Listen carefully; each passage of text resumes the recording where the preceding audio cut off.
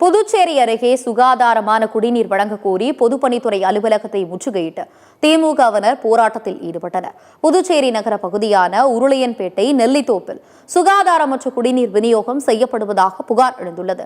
இந்நிலையில் சுகாதாரமான குடிநீர் விநியோகம் செய்ய வலியுறுத்தி உருளையன்பேட்டை நெல்லித்தோப்பு தொகுதி திமுக சார்பில் பொதுப்பணித்துறை தலைமை அலுவலகத்தை முற்றுகையிட்டு போராட்டம் நடைபெற்றது. இந்த போராட்டத்தில் எம்எல்ஏக்கள் கென்னடி, செந்தில்குமார், தொகுதி திமுக பொறுப்பாளர்கள் கோபால், கார்த்திகேயன் ஆகியோர் முன்னிலை வகித்தனர். கழிவுநீர் கலந்து இன்னைக்கு மக்கள்கிட்ட மிகப்பெரிய அளவில் பாதிப்பு ஏற்படுத்தி இருக்குது.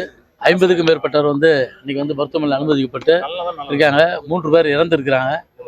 இன்னமும் அரசாங்கம் அதில் கடந்த காலத்தில் வரும்போதெல்லாம் சொல்ல மாதிரி பிரச்சனை மறுபடியும் இந்த ஸ்கீமை செய்கிறேன்னு சொல்கிறாங்க ஒழிய பாதிக்கப்பட்ட மக்களுக்கு இன்னும் போயிட்டு ஒரு அமைச்சரோ முதலமைச்சரோ நேரில் சந்திச்சு ஆறுதல் சொல்லலை.